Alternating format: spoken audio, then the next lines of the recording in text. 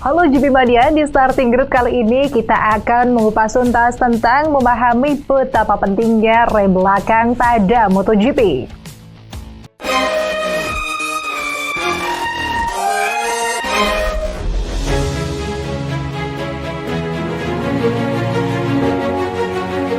Setiap elemen teknis dari motor pasti didesain dengan fungsi tertentu. Dalam hal ini, rem berfungsi untuk memperlambat laju motor. Pada motor ada dua rem yang dipasang, yaitu rem depan dan rem belakang. Meskipun tidak jarang kita mendengar bahkan dari para pengendara motor yang berpengalaman sekalipun mengatakan bahwa rem belakang pada motor itu jarang digunakan. Namun kenyataannya jauh dari itu. Nyatanya rem belakang sering kita gunakan apabila kita berkendara motor dengan santai dan jauh lebih sering digunakan pada olahraga balap motor. Bahkan dalam balap motor, rem belakang tidak hanya digunakan untuk melambatkan laju kecepatan, tapi lebih dari itu. Lalu apa saja kegunaan dari rem belakang di MotoGP? Mari kita bahas. Secara umum, para pembalap selalu mengandalkan front end ketika mengerem. Lebih tepatnya, mengkombinasikan dengan engine brake yang efektif ketika menutup gas dan menurunkan gigi. Momen ini sangat bertumbuh pada kekuatan front end motor. Oleh karena itu, roda depan dipasang dua cakram yang besar. Pada rem belakang yang hanya dilengkapi satu cakram dengan diameter lebih kecil juga bertindak dan berkontribusi pada pengereman. Namun di sisi lain, rem belakang juga bekerja secara efektif membantu menjaga roda belakang tetap menempel pada aspal, mencegahnya terangkat serta menjaga kestabilan motor selama pengereman dilakukan. Ini sangat penting digunakan karena bila tidak bisa menyebabkan motor kehilangan racing lainnya dan pembalap tidak bisa membuat motor menikung seperti yang mereka mau. Sekarang elektronik motor juga mengintervensi engine braking pada saat momen pengereman. Meski begitu, kita tetap masih bisa melihat banyak pembalap yang roda belakangnya terangkat ketika dalam fase pengereman. Salah satu pembalap yang paling ekstrim perihal penggunaan rem belakang ini adalah Nicky Hayden. Hayden selalu meminta dipasangkan cakram rem belakang yang sangat besar bila dibandingkan pembalap lainnya. Hayden meminta hal itu karena masa kecilnya yang sudah melekat dengan balap dirt track, yang mana motor dirt track hanya memiliki rem belakang saja.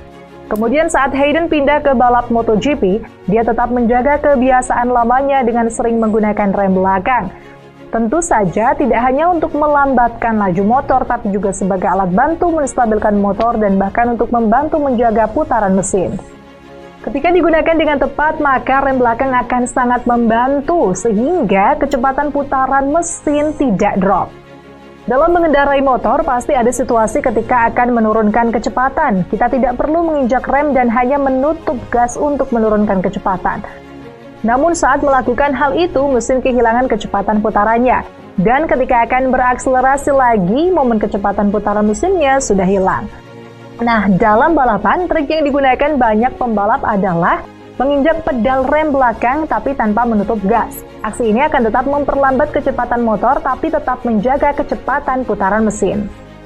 Penggunaan rem belakang juga memungkinkan dilakukannya pembalap untuk melakukan pengereman lebih keras dan agresif saat sedang menikung.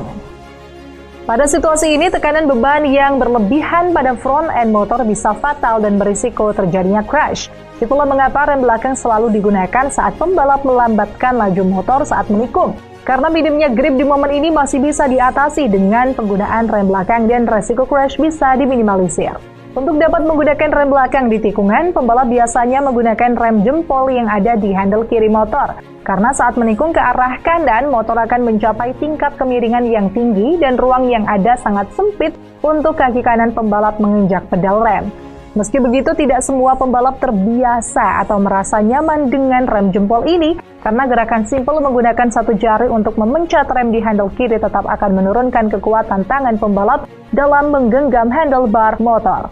Ditambah tangan kiri pembalap sebenarnya juga sudah terlalu sibuk, seperti harus mengoperasikan tombol-tombol elektronik dan tuas ride height device yang digunakan untuk menurunkan bagian depan dan belakang motor.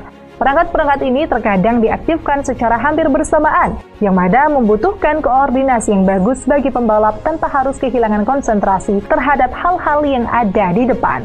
Bagaimanapun juga penggunaan rem belakang dengan tangan kiri tidak akan sesimpel memasangnya pada motor. Rem jempol ini pertama kali digunakan oleh Mike Doohan yang saat itu mengalami cedera pada kaki kanannya, yang mana membuat Doohan tidak bisa menggunakan rem belakang pada kaki kanannya.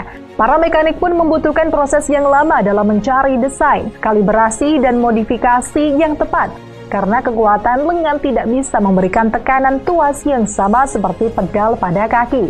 Berjalannya waktu, akhirnya banyak pembalap menyadari betapa bergunanya perangkat rem jempol ini dan memutuskan untuk memasangkannya pada motor. Pada kemiringan yang tinggi, penggunaan rem belakang membantu motor mengerem tanpa mengurangi kestabilan motor. Tapi seperti yang sudah dijelaskan sebelumnya, penggunaan rem belakang juga menjaga agar putaran mesin tidak drop. Meski begitu, tidak semua pembalap memandang hal tersebut berguna. Marc Marquez sempat cukup sering menggunakan rem jempol pada 2019. Tapi sejak saat itu, Marc Marquez belum bisa memanfaatkannya secara maksimal.